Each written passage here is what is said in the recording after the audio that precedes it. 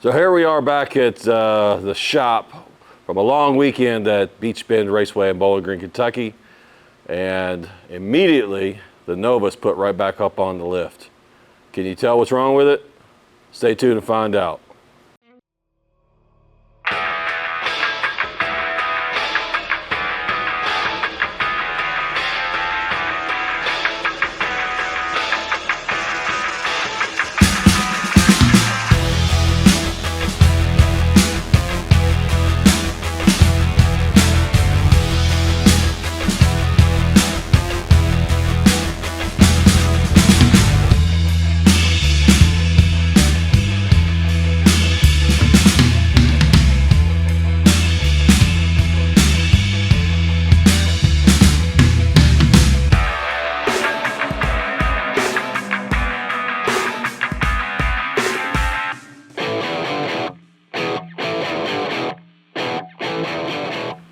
So the Wally Parks Nostalgia Nationals did not go so good for us.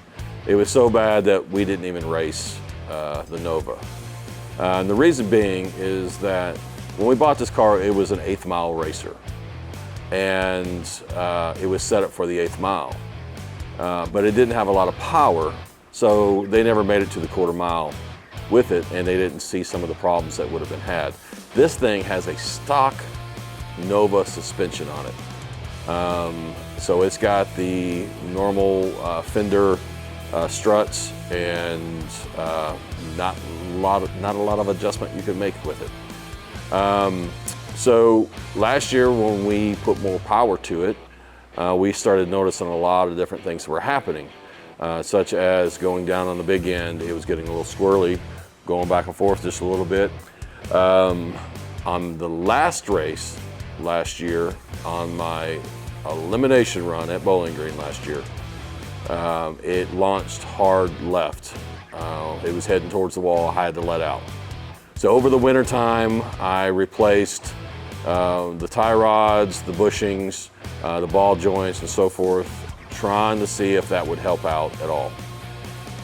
Well, last month at Havana, Illinois, we ran an 8th mile track, and it launched hard left again on a test and tune. We got it up in the lift in the trailer and measured the rear end, and it was off, I want to say about a 1/2 inch out of square. So we straightened that up, went back out there, started the qualifying runs, and it launched straight and went down the 8th mile just fine. Was able to finish that race. Enter in Bowling Green this past week, and went out there for my first run, and this is what happened.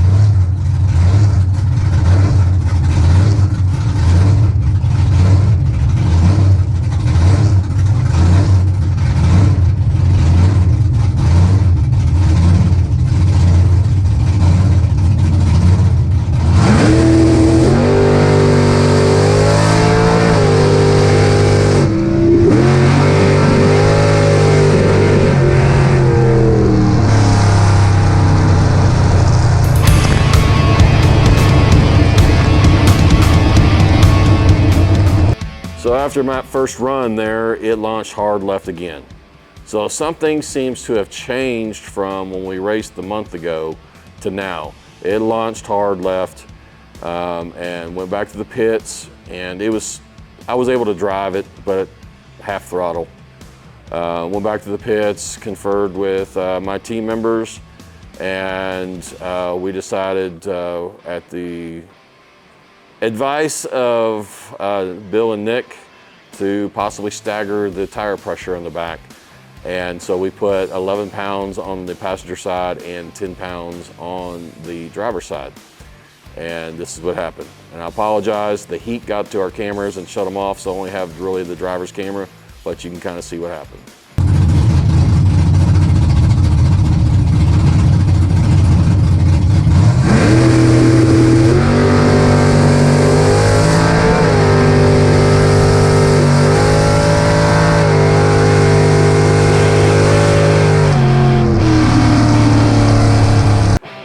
with that run, the car launched straight actually, and I was okay with it. But once it started going down the track, past the 8th mile, it went from center line to wall. Did not hit it, but it was close. I had to let out, and it was pretty scary. So we went back to the pits and decided, our toe is definitely wrong. There's something there going on.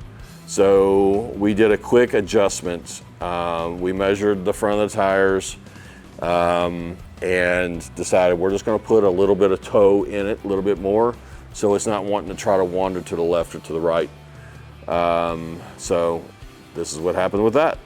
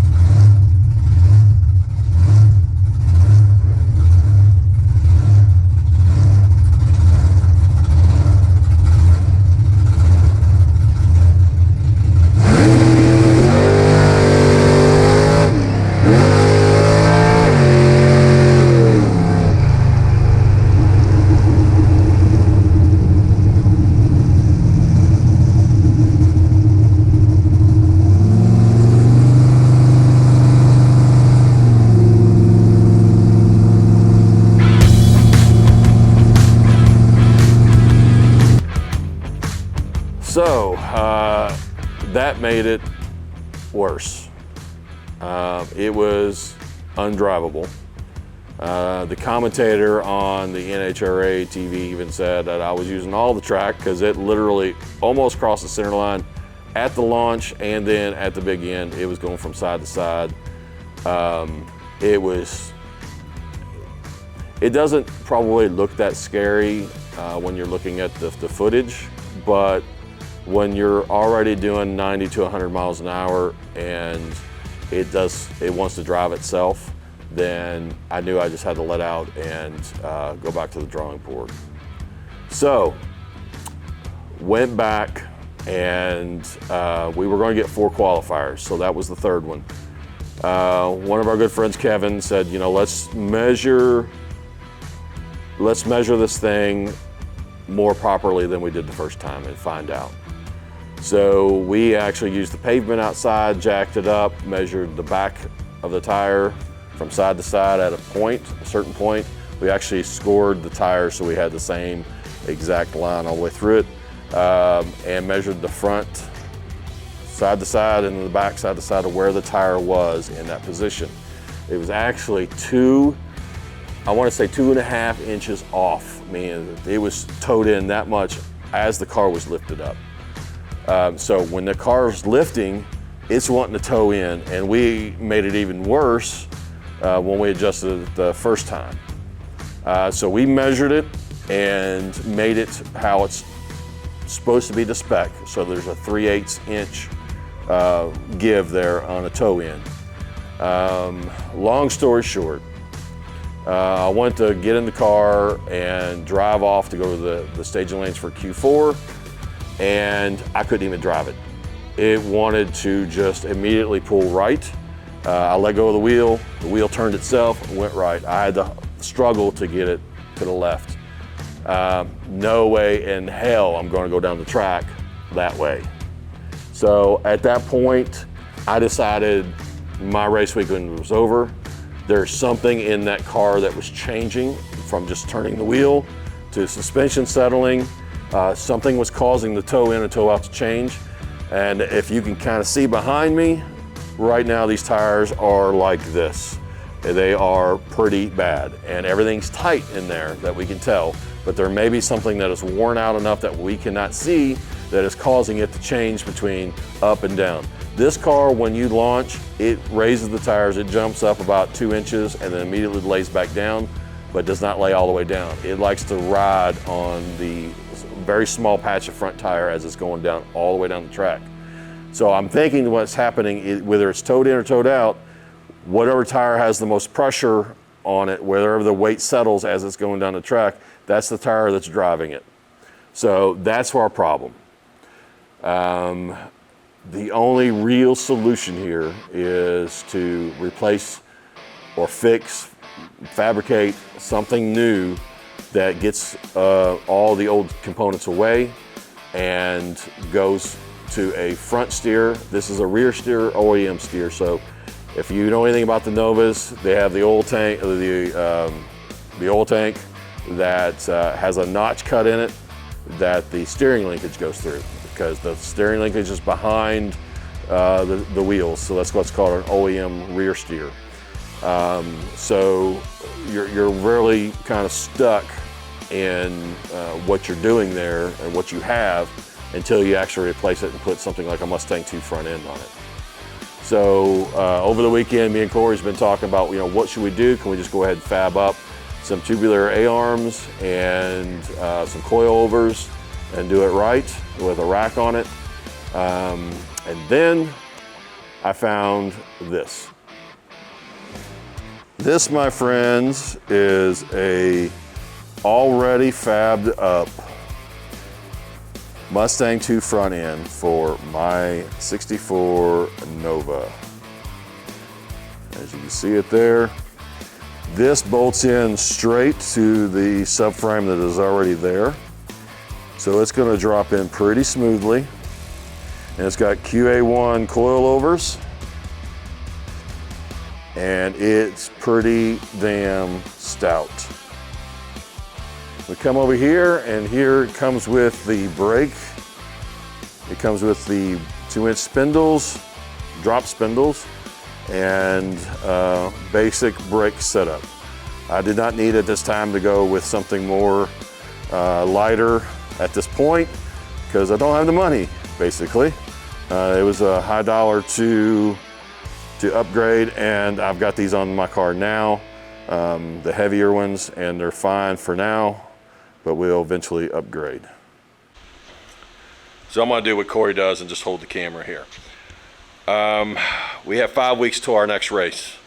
We got to get that new subframe in there. So hopefully we're going to take the front end off of this car, fenders, frame, shocks, all that stuff, take it out, lift the motor up just enough so it rolls out, roll the new one back in, bolt it in, and start putting everything back together. We will have to probably make a front engine plate for it, which is fine, but it shouldn't be that big of a deal. So stay tuned as we get ready to pull this off, or see if we can pull it off here in the next video. So until then, we'll talk at you later. Bye.